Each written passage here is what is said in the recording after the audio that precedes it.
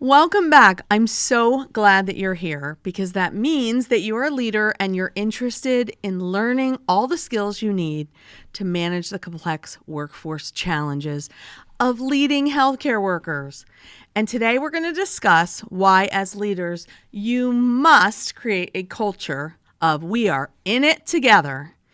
And I personally feel that leaders need a lot of education on how they're going to bring people together in the workplace and have sort of this acceptance of support. And that support will help them manage the demands of patient care. You know this. The work that your team members do is full of challenges. And I will tell you, I feel like I have this dream.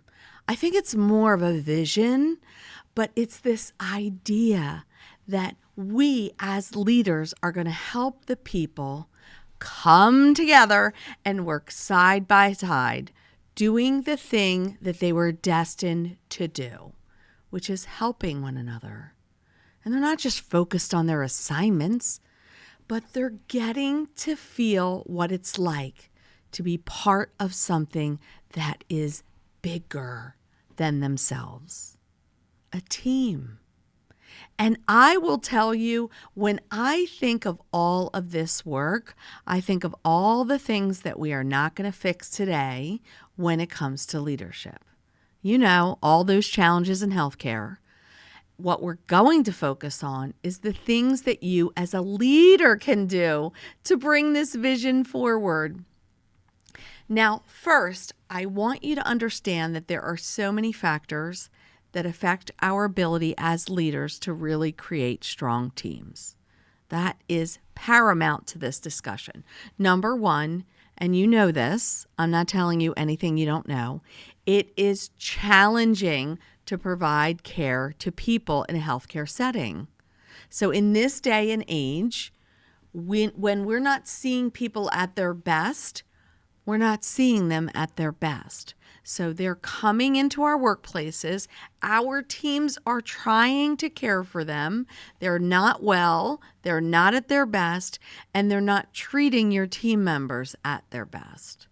And that in of itself will have an impact on their lives.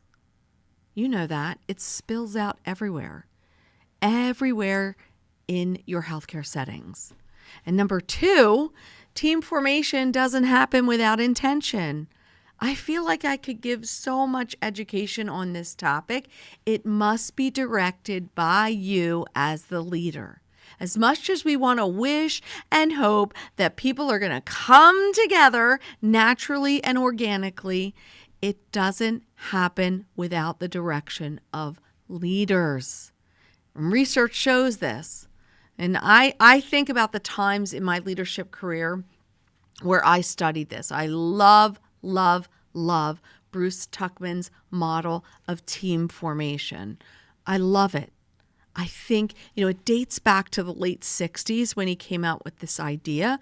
And again, it speaks to primarily teams and how they come together to work on a project. So his focus was more project specific, but it absolutely correlates to the work that your team members do. Because Bruce showed in his research that there are 5 phases of team formation. And as a leader, you are integral into all those phases. So the first phase is norming. That's when the team begins to come together. They're getting to know one another, and we're seeing them at their best. Storming is the second phase, and we have to be really, really careful when we do not do our work as leaders and help form those relationships and make people feel like they're part of something bigger and better and that we're all in it together. People get stuck in that storming phase for longer periods of time. And your job as a leader is to get them to the third phase, which is norming, and get them to performing. And then the last phase that was added in the 70s was adjourning. And I love that concept, which is when someone leaves your team, you must recognize that. That is so incredibly important to be able to see it and notice it and recognize the sense of loss that may be happening with your team members. So always keep that in mind. But we also know that when we don't take the time to integrate people in to our team, chances are that they're going to spend all their time in that storming phase where they are really struggling to get through. And you know what it feels like when you've been in that phase. I'm sure you know what it feels like. You cannot get to a state where you're really performing at your best because you're stuck in all that chaos, stuck in all that drama, and it can be full of challenges. And the third factor that I think is really important, and I feel like this cannot be overstated enough. I feel like we must understand that when it comes to people, everyone is unique. Every single person that comes to work in your healthcare center is coming from a different background. They're coming from different life experiences. They've experienced challenges that are very different from yours, and you may never know or understand those challenges because maybe those challenges happened to them when they were a young child. Or maybe they happened to them through the course of their life as they got into the healthcare setting. And no matter what job they went to, the same types of things happened to them that prevents them from being at a place where they can freely give and receive love to another person. And I'm going to remind you, in the field of healthcare, I cannot stress this enough. As leaders, we need to make the connection with our team members. We need to educate them on when you provide care, it's an expression of love.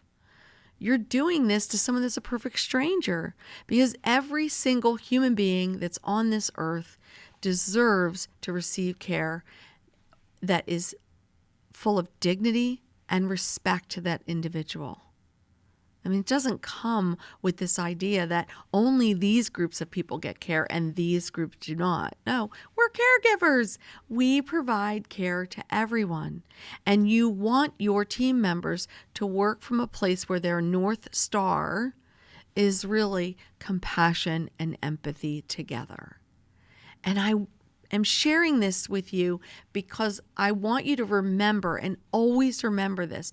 If you factor in the simple fact that in the field of healthcare, it is so incredibly stressful for your team members. They are dealing with really stressful situations, which is pretty much all of healthcare, and people can be easily triggered in those situations. And I will tell you, when people are triggered in any situation by stress and they are reacting instead of breathing and responding with compassion and empathy, it is absolutely going to affect care delivery, but it's going to affect healing as well. So I want you to think about this. I want you to think about where you came from. And I know for me, when I think about my childhood and my personal experiences, I can't help but think about the way I was raised in the environment that I was raised in. I mean, I came from an environment where, my father was in the military. He was from the military. So very authoritarian environment. We had to operate a certain way. It wasn't as if we could, say what we wanted to say and that would be a safe space. So for me, I really had to do the deep work. I really had to recognize that there were going to be certain situations where somebody might say something to me and that would trigger me and send me, as I would always say, the bus driver to crazy town, right? I would be gathering everybody and being like, carrying on. We have to recognize that that's part of many people that work in our healthcare facilities all the time, right? They haven't done that deep work. They haven't looked inward. They haven't looked at their experiences, and they haven't looked at those tapes to see what is replaying over and over again in their minds. And I want to believe that for many of us, we came into this field because we're caring and we're compassionate and we're full of empathy. I mean, that's our superpower. We're just here on this earth designed to heal people. But if you look at our world, you can see very often there are many people that show up in your healthcare facilities and centers, and they are frustrated, they are angry, they're annoyed, and some are even apathetic. I mean, they're reaching the point of burnout where they're exhausted and they're tired, and they just are going through the motions. And I think it can be different. I know it can be different. In fact, I know it can be different because it involves you as a leader taking action. I mean, we're not going to fix this issue unless we get leaders engaged. It's just not going to happen. And so it's an opportunity for you to really look at these things from a different perspective. And when I was doing my research on this podcast, and we're going to talk about some of the great work in Patrick Lencioni's book, The 5 Dysfunctions of a Team later, I want to just talk about something that I think is just really moved me in a certain way. And I don't know if you've heard this, but there's a lot of Emmy buzz around this new show, or the show on Hulu called The Bear. And I think they were nominated for 23 Emmy nominations, quickly beating out one of my favorite all-time shows, Game of Thrones. And so I thought, how in the world can a show beat out Game of Thrones? So it made me super curious, and I decided to slowly watch it. And I have to say, when I first started watching the first couple episodes, it was very stressful to me. I was saying to myself, oh boy, I can feel the stress in this show. I could feel it all through my body. And again, mostly because, I've done a lot of deep work on finding ways to self-regulate my emotions, especially in those highly stressful situations, so that I can use that and educate people to find, when you have these triggers, these things that send you into a hyper-responsive state, how can you manage that differently by creating natural pauses, doing deep breathing, and looking at things from a different perspective. By the way, every single character on this show is so amazing, and they're all well developed. So I feel like they've done such a great job just portraying people over the course of their lives. And I feel like they've done this so well with the brilliant use of flashbacks, and you really get this sense of like what people experienced in their life and all of their challenges. I mean, I feel like it is so palpable. I feel like every single episode is like that. And I'm not going to spoil the whole series for you, but I'm going to tell you about one episode that really spoke to me. And that was in the second season, and it was the 10th episode. The episode's called The Bear. And just, in a very sort of, without spoiling it, I'm just going to share this episode with you. It's a soft opening of their new restaurant. And like life, there is a plan for everything. But we have to remember that the likelihood that there are going to be external factors that are going to affect our plans is extremely high. And bad things sometimes happen that test every single person and every worker. And I think about the key moments in that episode. It was so beautifully done, because there is so much incredible power that's shown in the episode of like all of the people who were supporting that restaurant, how they had to improvise.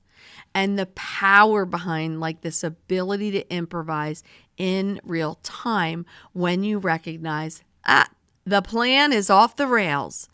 And I love in this episode how they highlight the power of people that step up to lead even though they're deathly afraid and scared of doing it. Like they have that feeling like, I don't think I can do it. And I absolutely love how they really highly focus on the importance of strong, effective communication between the front of the house and the back of the house, and this spirit of team working together to get through it, one step at a time. That's why the episode for this podcast is We Are in It Together. It's because we must understand that as leaders, this is something we have to teach. But what I truly, truly love about this show is that it really does an extraordinary job of depicting the life experiences that happened to the characters from the point of childhood and beyond, and how that affects the way we as humans respond in stressful situations. It is so true with healthcare. I mean, it reminds me of the fact that I say this over and over in education. If you happen to have the experience of serving in leadership, I personally believe this comes with a duty and a responsibility. I mean, your responsibility is to make people feel like they are all in it together, despite what is happening around them. And when people come together, when they work together, there's incredible power in that. I mean, people can really do the unthinkable. And when I think about healthcare, I feel like it's going to take our leaders to rise up and help people navigate through the day-to-day challenges that they face. And for you, that might be that you're going to have to go into a state where you recognize that daily practice and routine of you being that type of leader that is going to round and connect and communicate and be interested and show that you're genuine and that you are going to be vulnerable and be willing to share when things don't go well and how it could have gone better, is going to create that safe psychological space for the team members to thrive. I mean, that is your job as a leader. And I think about the great work of Patrick Lencioni in The 5 Dysfunctions of a Team. And I love, love, love this book for so many different reasons. I mean, the book itself follows this new CEO. Her name's Catherine Peterson, and the company is Decision Tech that she joins, and it's in the Silicon Valley, and they're having lots and lots of challenges, even though they have this amazing group of talented people. I mean, the team still is underperforming. And what I love about the story is the problem is that the team is dysfunctional. And before she can move the team forward, she's got to address the dysfunctions in the team. And I think in the work, it's so remarkable because hopefully you've read this work. And if you haven't, you should add this book to your list because it's so insightful in terms of these 5 dysfunctions. And we're going to cover them loosely. But the reason I want to cover them loosely is I really want to talk about the first dysfunction more than anything. So in the book, I talk about each of these dysfunctions. And the first dysfunction is an absence of trust. So when we know this, right, when there is an absence of trust, there is not an open environment where fear is not present, where people feel like they can be accepted, where they can be vulnerable, where they can share their opinions. People will shut it down and they will just go through the motions. And it is such a dangerous environment to be in. In the second dysfunction of the team, Patrick talks about this fear of conflict that can exist with team members. And as leaders, you need to know this because if you're the type of leader where you're afraid of conflict, well, you're going to have to do some of the deep work to get yourself beyond. Because where there is no trust, you cannot have a healthy debate. And when there's no healthy debate, you will have people that will be avoiding conflict at all lengths. It happens all the time. And the third trait is a lack of commitment. And I really, really love this because when we don't have conflict or leaders that can address conflict in real time in the right way, you're not going to see buy-in from people. You're going to be leading people that are going to have this lack of wanting to commit to anything. And when people are not voicing concerns, you know this, nobody's committed. So it just comes with the territory.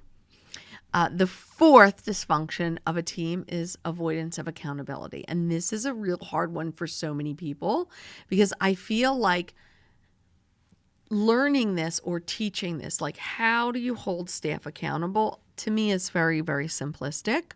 I think the research shows that, most people rise up when they understand and they know what the expectations are and they know their job, their responsibilities, and they have the training and the education to do that effectively. Only a small, tiny percentage of people really can't rise up to meet those expectations. And that is something that you as a leader can tease out when you're interviewing people to really understand when you're bringing people in, you really know that level of experience. But what I love in the work is with this avoidance of accountability, if you don't have that commitment, there's just really no reason to hold anybody accountable because you don't have to do that. And that is so incredibly important. And the fifth dysfunction is an inattention to results. And again, without that accountability, what are they going to do? They're going to do like what most human beings do. They're going to put their own needs first.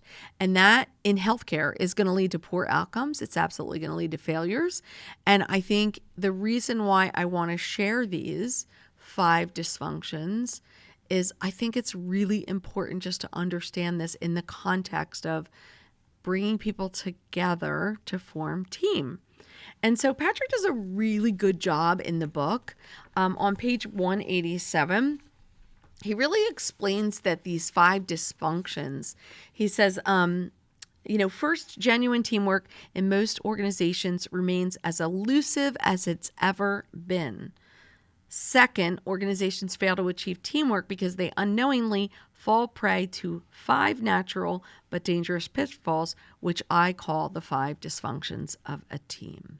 And I love, love, love in the work how Patrick also indicates that, these 5 dysfunctions, in reality, leaders mistakenly interpret these as 5 distinct issues. They're not. In reality, he points out that it forms an interrelated model.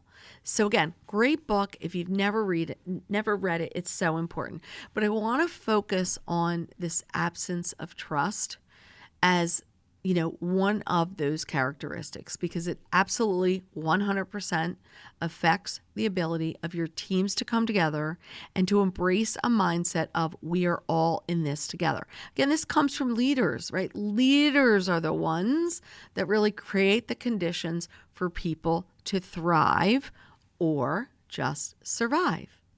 And so I love, love, love in the book how he talks about the absence of trust as the first dysfunction. On page 188 of the book, he says, this stems from an unwillingness to be vulnerable within the group. Team members who are not generally open with one another about their mistakes and weaknesses make it impossible to build a foundation of trust. And again, I'm going to take it one step further with just looking at what I mentioned to you about that series, The Bear, and what they did so incredibly well, interwoven throughout that entire series, which is this recognition that our life experiences, because I wrote this like in the corner here, our life experiences is what dictates how we react and respond in stressful situations. And if we're not even aware of our associated triggers, how that absolutely impacts the way we interact with one another. And so as a leader, there are lots of things that you can do to create and form trust. And you can create that safe psychological place where your team members can really feel comfortable with sharing and be vulnerable.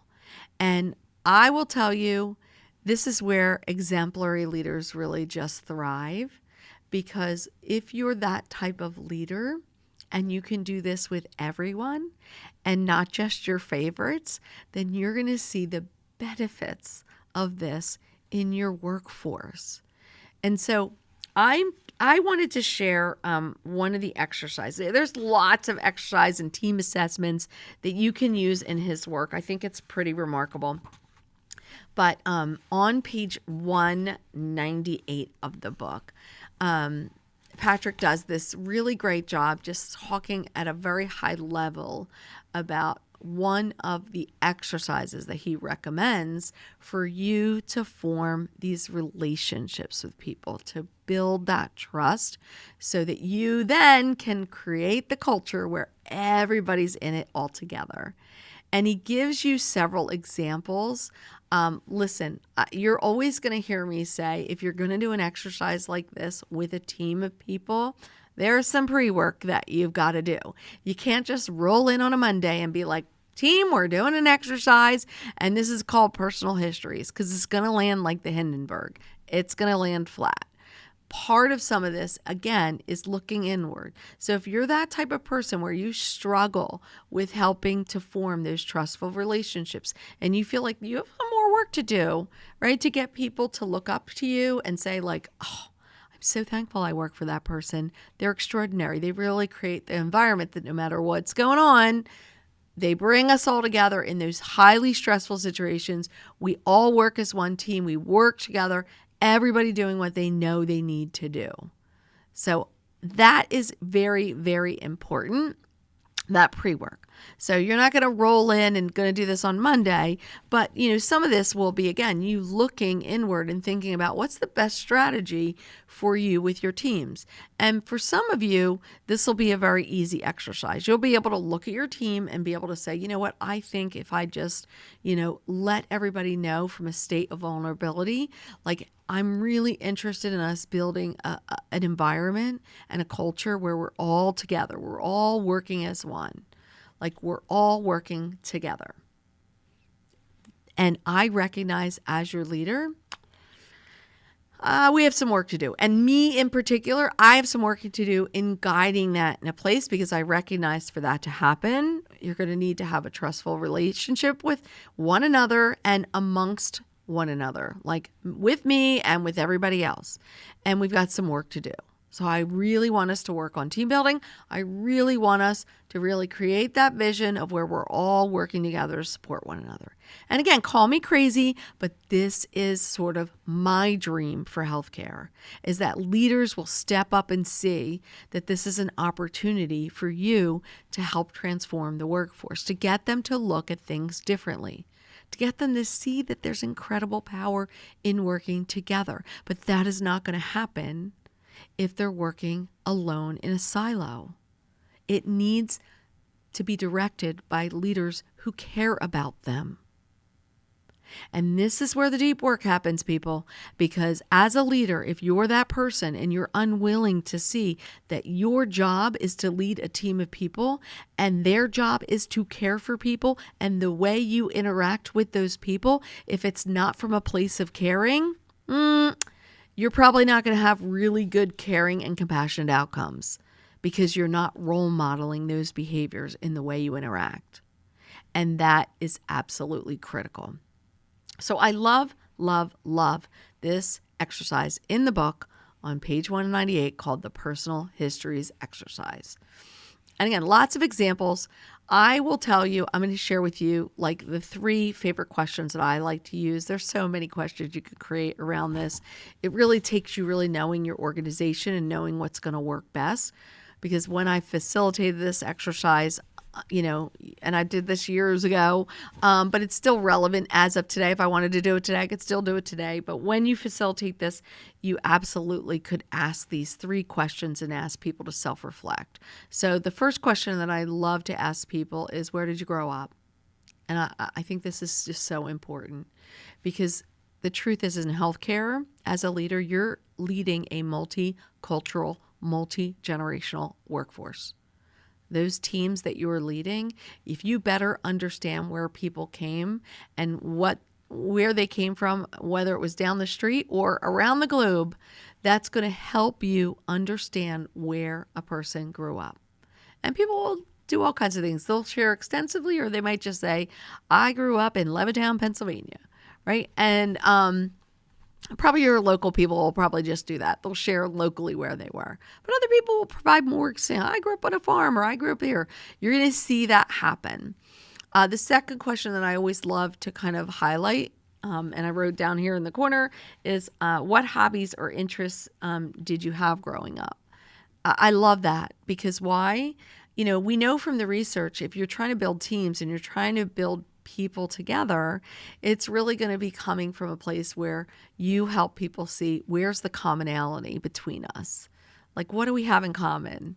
So if somebody says that, they were a cheerleader, or they were on the football team, or they were an Eagle Scout, right? It's a great opportunity for other members within the team to be able to say, I was that too, right? And that's what we use to bind it together. We say, that's great that you were both in the same. You probably have so much to talk about. That is so, so, so important. And as a leader, again, your job is to help find those things that bring us together, those commonalities, because it's so important. And the third thing that I wrote in my little corner here was, what is one challenge you experienced as a child, and how did you overcome it? Now, I will tell you, I absolutely love, love, love this question. And the reason why I love this question is you're going to see a range of responses. When I facilitated this with teams to try to get them to come together to build strong relationships, whether that's executive teams or that's smaller teams coming together, people will share very different experiences. And it is so profound when it's happened. I've had people break down in tears. I've had people, in a place where they've said, like, I didn't experience any challenges. I had a perfect life. Right? And I would challenge you, if you're a leader and that's your response, how is that going to relate to your team members? We must be vulnerable, and we must show from the heart, like, something that challenged us when we were a kid. So when I facilitated that, there's a couple that really come to my mind right away where, once I had a leader say to me, as a child, I was kidnapped. I mean, nothing bad happened to me. I was found and I was okay. They found me pretty quickly. But he said, as a result, I spent the rest of my life with parents that hovered over me and didn't let me do anything. They were constantly watching what I did. And how did I overcome it? I just, when I got to college, this is what I did. And I still work at it, right? And so as a leader, I'd be thinking, wow, this is a person, right, that probably is going to be risk averse, is going to be afraid to push themselves out there, try something new or different. But you can say to somebody, I'm so thankful that you shared that with the team, because that must have been terrifying. And I think that gives us all a perspective of how you really must have pushed yourself as a young child to go through something like that. That's unbelievable, right? I've seen other people respond in a way where once I did this exercise with a larger group, and I had somebody say, I was a child in the military. I was a military brat, and I had to go from city to city, and I spent my life building a relationship with a friend in school. First of all, I had no friends, and then I had to try to integrate in and become a friend. And then when I became a friend, I quickly got uprooted and had to go somewhere else and do it all over again. So I just never felt like I had a place. I never felt like I was present, or I had to start it all over again. So again, if you're the leader and somebody shares this really, really beautiful challenge of, this was the challenge I had, this is how I had to overcome it, I had to try to be that person that just, always would come in and smile, or always, try to start up a conversation, or whatever it is, then you can probably realize from an empathic response that this person that you're going to be leading, this sense of belonging is going to be so important for them. and that you might need to do a little bit more work to make sure they're well cared for and well supported, in your unit. And that is so incredibly important. I love, love, love this work. And I'm going to tell you, in this exercise, if you are going to do this as a leader, I would tell you first, read the book. Read the book, get yourself familiar with it. Don't, resist the urge to jump right in and want to do that, right? I'm going to try to do this and try to do this exercise. Read the book. But I've seen people do this where they've targeted a small team, maybe on a unit that isn't working. Maybe it's just one shift where people are not working together well or gelling. I've seen people do this in a large setting to just say hey, listen, this is the vision I have for us. I want us to get to a place where, healthcare is healthcare. It's full of challenges. Things are going to happen every single day, but I want us to all be in it together. I want us to all create that place to where we are not thinking about our own assignments all the time. We're just thinking about how do we support one another. And if somebody needs a moment or somebody's having a bad situation happening, maybe, you have a medical code or you have a family that's irate or angry and they're being pulled in that direction. And obviously when you're pulled in a direction with a very angry family member that's screaming or yelling at you because they're just so furious, that takes a lot out of the person when they're going through that.